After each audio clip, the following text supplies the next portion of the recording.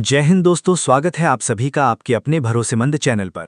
मैं हूं विनय पाठक और आज एक बार फिर हम लेकर आ चुके हैं केंद्रीय कर्मचारियों, पेंशनधारकों, रेलवे कर्मचारियों, रक्षाकर्मियों, भूतपूर्व सैनिकों और देश के करोड़ों परिवारों से जुड़ी बेहद बड़ी और महत्वपूर्ण अपडेट।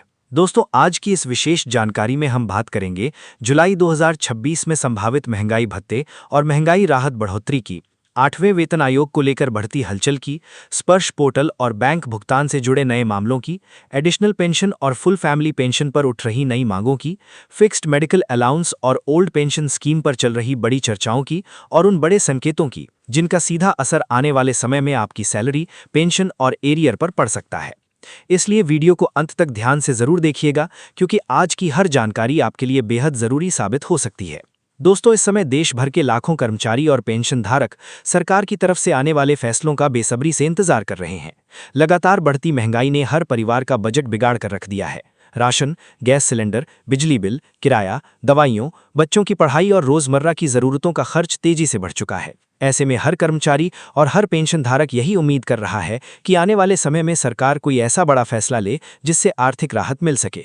दोस्तों, सबसे पहले बात करते हैं जुलाई 2026 में बढ़ने वाले महंगाई भत्ते और महंगाई राहत की। जैसा कि आप सभी जानते हैं कि केंद्र सरकार हर साल जनवरी और जुलाई में डीए और डीआर में संशोधन करती है। जनवरी 2026 में सरकार ने 2% की बढ़ोतरी करते हुए डीए और डीआर को 58% से बढ़ाकर 60% कर दिया था। इसके बाद अब जुलाई 2026 की अगली बढ़ोतरी को लेकर चर्चाएं और ज्यादा तेज हो चुकी हैं। दोस्तों, एआईसीपीआई इंडेक्स के जनवरी, फरवरी और मार्च 2026 के आंकड़े जारी हो चुके हैं। इन आंकड़ों के अनुसार अब तक लगभग 2% अतिरिक्त बढ़ोतरी का संकेत मिल चुका है। अभी अप्रैल, मई और जून के आंकड़े आने बाकी हैं। अगर अगले 3 महीनों में भी महंगाई का स्तर इसी प्रकार बना रहता है तो जुलाई 2026 में कुल 4% तक डीए और डीआर बढ़ सकता है। यानी वर्तमान 60% डीए और डीआर बढ़कर सीधे 64% तक पहुंच सकता है। दोस्तों, अगर ऐसा होता है तो कर्मचारियों की मासिक सैलरी और पेंशन धारकों की पेंशन में बड़ा फायदा देखने को मिल सकता है। जिन कर्मचारियों की बेसिक पे ज्यादा है उन्हें हर महीने हजारों रुपए का अतिरिक्त लाभ मिल सकता है। वहीं पेंशन धारकों को भी डीआर बढ़ने से सीधी राहत मिलेगी। यही कारण है कि इस समय हर कर्मचारी और हर पेंशन धारक की नज़र जुलाई 2026 की घोषणा पर टिकी हुई है। अब दोस्तों, बात करते हैं 8वें वेतन आयोग की, क्योंकि यही वो मुद्दा है जिसने पूरे कर्मचारी जगत में नई उम्मीद जगा दी है। जानकारी के अनुसार कई कर्मचारी संगठन सरकार के सामने 3.68 से लेकर 3.83 तक फिटमेंट फैक्टर लागू करने की मांग रख चुके हैं। कर्मचारी संगठनों का कहना है कि वर्तमान वेतन संरचना अब वास्तविक महंगाई के अनुसार पर्याप्त नहीं रह गई है। दोस्तों, अगर भविष्य में 3.83 फिटमेंट फैक्टर लागू होता है तो वर्तमान 18,000 रुपए की न्यूनतम बेसिक सैलरी बढ़कर लगभग 69,000 रुपए तक पहुंच सकती है। वहीं न्यूनतम पेंशन में भी भारी बढ़ोतरी देखने को मिल सकती है। यही वजह है कि कर्मचारी संगठन लगातार सरकार से मांग कर रहे हैं कि इस बार केवल औपचारिक बदलाव नहीं बल्कि वास्तविक राहत देने वाला फैसला लिया जाए। दोस्तों, अब बात करते हैं फुल फैमिली पेंशन की, क्योंकि ये मुद्दा इस समय काफी तेजी से चर्चा में बना हुआ है। कर्मचारी संगठनों और पेंशनर एसोसिएशनों का कहना है कि पेंशनर की मृत्यु के बाद परिवार को पूरी पेंशन मिलती रहनी चाहिए। वर्तमान समय में कुछ अवधि के बाद फैमिली पेंशन की राशि कम हो जाती है, जिससे परिवारों पर आर्थिक दबाव बढ़ जाता है। अगर सरकार इस मांग पर विचार करती है तो लाखों पारिवारिक पेंशनरों को सीधा फायदा मिल सकता है। अब दोस्तों, बात करते हैं एडिशनल पेंशन यानी अतिरिक्त पेंशन की। वर्तमान नियमों के अनुसार अतिरिक्त पेंशन का लाभ 80 वर्ष की आयु के बाद शुरू होता है, लेकिन अब पेंशनर संगठनों ने मांग उठाई है कि इसे 65 वर्ष की आयु से लागू किया जाए। प्रस्ताव के अनुसार 65 वर्ष पर 5%, 70 वर्ष पर 10%, 75 वर्ष पर 15% और 80 वर्ष पर 20% अतिरिक्त पेंशन दी जाए। दोस्तों, इसके पीछे सबसे बड़ा कारण यही बताया जा रहा है कि बुजुर्ग पेंशन धारकों का मेडिकल खर्च 65 वर्ष के बाद तेजी से बढ़ जाता है। दवाइयों, टेस्ट और इलाज पर हर महीने हजारों रुपए खर्च होते हैं। ऐसे में अगर अतिरिक्त पेंशन पहले शुरू हो जाती है तो लाखों बुजुर्ग पेंशन धारकों को बड़ी राहत मिल सकती है। अब दोस्तों, बात करते हैं फिक्स्ड मेडिकल अलाउंस यानी एफएमए की। वर्तमान समय में मिलने वाला 1,000 रुपए प्रति माह का मेडिकल अलाउंस बेहद कम माना जा रहा है। कई कर्मचारी संगठन इसे बढ़ाकर 3,000 रुपए से 5,000 रुपए प्रति माह करने की मांग कर रहे हैं। उनका कहना है कि आज के समय में सामान्य दवाइयों और मेडिकल जांच का खर्च भी बहुत ज्यादा बढ़ चुका है। अगर सरकार इस मांग को स्वीकार करती है तो लाखों पेंशन धारकों को हर महीने अतिरिक्त राहत मिल सकती है। दोस्तों अब बात करते हैं स्पर्श पोर्टल और बैंक भुगतान से जुड़े नए मामलों की।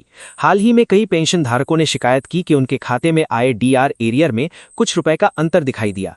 किसी को 2 रुपए कम लगे, किसी को 5 रुपए और किसी को 8 रुपए तक का फर्क दिखाई दिया। लेकिन अधिकतर मामलों में ये अंतर सरकारी राउंडिंग प्रक्रिया और वास्तविक गणना के कारण होता है। सरकारी गणना में पहले पुरानी डीआर दर की राशि निकाली जाती है, फिर नई डीआर दर की राशि निकाली जाती है और दोनों के वास्तविक अंतर को एरियर के रूप में दिया जाता है। कई लोग सीधे प्रतिशत का हिसाब लगाकर राशि निकाल लेते हैं और यहीं से भ्रम पैदा हो जाता है। इसलिए पेंशन धारकों को सलाह दी जा रही है कि वे पहले अपनी पेंशन स्लिप और बेसिक पेंशन को सही तरीके से जांचें। दोस्तों आरबीआई के नियमों को लेकर भी इस समय काफी चर्चा हो रही है।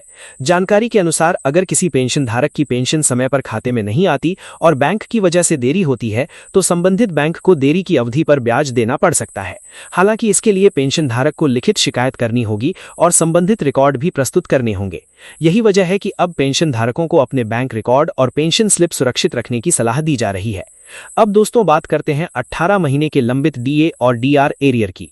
कोरोना काल के दौरान जनवरी 2020 से जून 2021 के डीए और डीआर की 3 किश्तों को रोक दिया गया था। उसी को लेकर कर्मचारी संगठन और पेंशनर संघ लगातार एरियर की मांग कर रहे हैं। हालांकि सरकार कई बार स्पष्ट कर चुकी है कि फिलहाल इसे देने का कोई प्रस्ताव नहीं है, लेकिन इसके बावजूद ये मुद्दा लगातार चर्चा में बना हुआ है। जानकारी के अनुसार इस मामले को उच्च स्तर पर उठाया गया है और सरकार से पूछा गया है कि अगर कर्मचारियों और पेंशन धारकों को 18 महीने का एरियर 8% ब्याज के साथ दिया जाता है तो सरकार पर कुल कितना वित्तीय भार आएगा। दोस्तों अभी इस मामले पर अंतिम फैसला नहीं आया है, लेकिन लाखों कर्मचारी और पेंशन धारक इस पर लगातार नजर बनाए हुए हैं।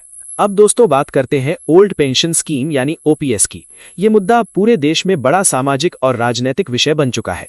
कर्मचारी संगठनों का कहना है कि नई पेंशन प्रणाली में भविष्य को लेकर अनिश्चितता बनी रहती है, जबकि ओपीएस में कर्मचारियों को निश्चित पेंशन की सुरक्षा मिलती थी।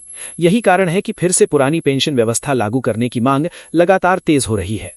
दोस्तों अब एक और बड़ी मांग तेजी से उठ रही है और वो है न्यूनतम पेंशन बढ़ाने की। कई पेंशनर संगठनों का कहना है कि वर्तमान न्यूनतम पेंशन आज की महंगाई के अनुसार पर्याप्त नहीं है। दवाइयों, इलाज और रोजमर्रा के खर्चों को देखते हुए न्यूनतम पेंशन में बड़ा संशोधन किया जाना चाहिए ताकि बुजुर्ग पेंशन धारकों को सम्मानजनक जीवन मिल सके। दोस्तों प्रमोशन और रिक्त पदों का मुद्दा भी इस समय तेजी से उठाया जा रहा है। कई विभागों में वर्षों से डीपीसी लंबित पड़ी है। हजारों कर्मचारी प्रमोशन का इंतजार कर रहे हैं।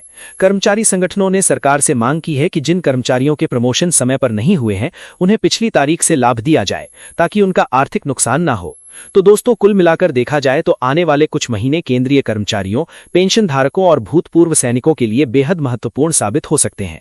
डीए और डीआर बढ़ोतरी, 8वां वेतन आयोग, additional pension, FMA, family pension, OPS, न्यूनतम पेंशन और 18 महीने का एरियर जैसे मुद्दे सीधे आपकी आर्थिक सुरक्षा से जुड़े हुए हैं। इसलिए हर अपडेट को सही तरीके से समझना और केवल आधिकारिक जानकारी पर भरोसा करना बेहद जरूरी है। अगर आपके परिवार में कोई केंद्रीय कर्मचारी, रेलवे कर्मचारी, रक्षाकर्मी या पेंशन धारक है तो ये जानकारी उनके साथ जरूर शेयर करें। वीडियो पसंद आया हो तो लाइक जरूर करें, चैनल को सब्सक्राइब करें और बेल आइकन दबाना बिल्कुल मत भूलिएगा ताकि आने वाली हर बड़ी अपडेट सबसे पहले आप तक पहुंचती रहे। मिलते हैं अगली बड़ी खबर के साथ, तब तक के लिए जय हिंद, जय भारत।